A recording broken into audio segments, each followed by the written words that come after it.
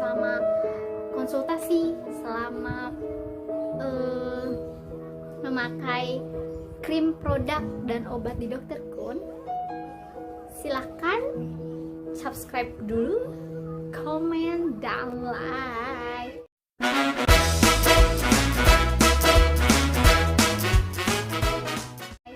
Oke, kita lanjut cerita ya. Jadi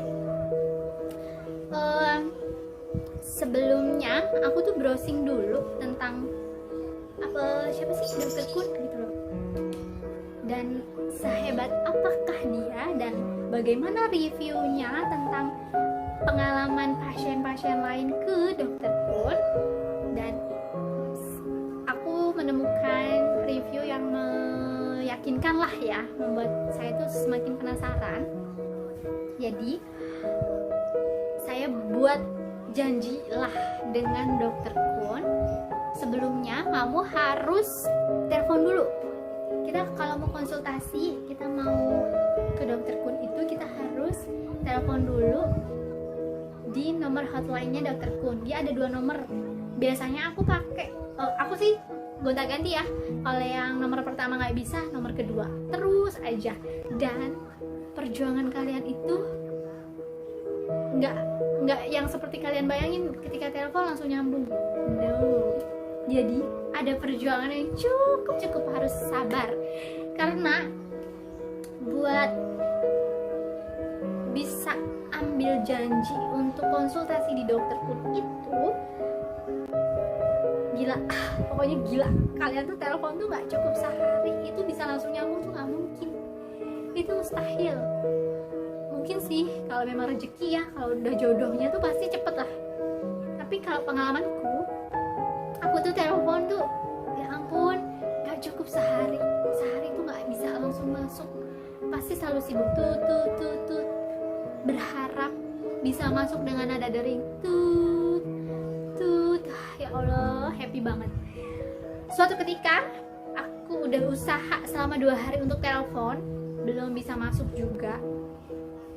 Sembari sambil menunggu jodoh dengan Dr. Kun itu segera dipertemukan, saya terus review, terus share, terus browsing gimana sih riwayat, maksudnya gimana perjalanan pasien-pasien yang selama ini pakai Dr. Kun. Dan akhirnya keesokan harinya saya coba lagi, mulai dari pagi itu saya udah standby untuk telepon, dan akhirnya finally teleponnya nyambung, bunyi tuh itu. Ya ampun, deg-degan banget sumpah, kayak berasa lu tuh lagi nelpon pacar lu yang lama banget, yang entah ghosting, tiba-tiba dia nggak ada kabar, ketika lo hubungin ternyata nyambung. Gimana?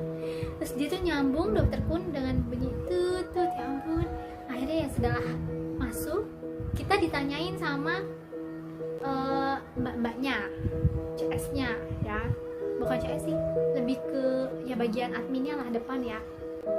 Dia nanya schedule yang mau kita tentukan untuk konsul Dr. Kun. Sebelumnya kita ditanya ini untuk konsul pertama atau untuk konsul rutin. Jadi kita bilang kita pasien baru, kita bilang nanti, karena kalau pasien baru sama konsul rutin itu beda antriannya gitu. Dan akhirnya aku bilang kalau aku tuh pasien baru yang mau konsul, dan akhirnya dapetlah jadwal tanggal yang memang kosong. Akhirnya saya datang ke sana, saya pikir sepi, atau saya pikir ya udahlah biasa kayak skincare di tempat skincare biasanya, ya udah ya enak-enak aja, ada tempat duduk dengan nyaman nunggu gitu. Dan di sana tuh rame banget, yang nunggu tuh banyak banget. Dan kalian tahu Dr. Kun itu hanya, maksudnya untuk kontrol itu, kontrol dokter hanya dengan Dr. Kun seorang, jadi nggak ada dokter lain di sana.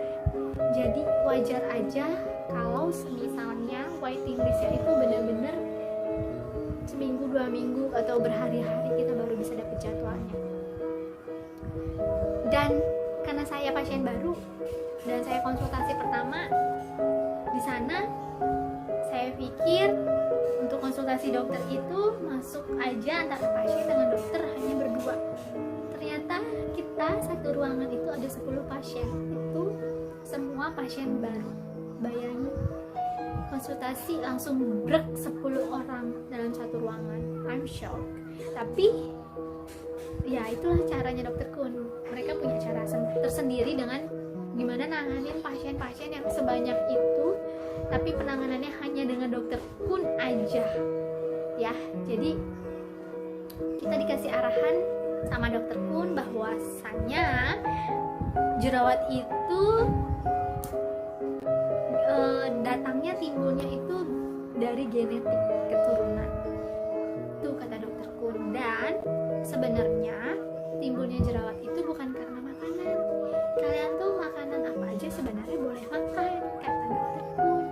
Makan kacang itu boleh, karena kacang itu vitamin dan proteinnya itu tinggi, malah bagus. Minyak-minyak pedes-pedes itu boleh, cuma yang berlebihan itu kembali lagi tidak baik. Oke? Jadi ya yang sewajar-wajarnya aja. Terus untuk masalah pembersih muka atau facial wash atau apalah, kalian pakai apa aja riwayatnya itu ditanyain. Kamu facial washnya apa? Kamu apa? Ya waktu itu aku apa ya? Lupa deh. Terus kata dia, kalian pakai facial wash apapun itu bagus. Yang direkomendasikan dokter Kun itu Cetaphil juga bagus. Apapun yang kalian pakai itu, ketika kalian cocok itu oke, nggak masalah ya.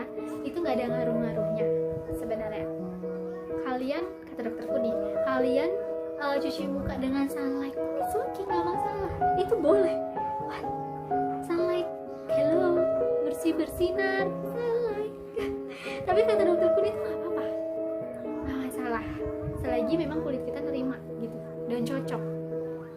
Jadi nggak ada pengaruhnya di facial wash, cuci muka, pembersih cuci muka ya. Oke. Masih panjang sebenarnya ceritanya, dan di vlog selanjutnya aku bakal ceritain dan akan kasih tahu foto aku ketika detik-detik timbul jerawat 1, 2, awal kali datang ke dokter Kun dengan kondisi muka yang seperti apa, sampai sudah memakai produk dokter Kun dan minum obatnya itu seperti apa kondisi wajahku. Kita akan bahas di vlog selanjutnya.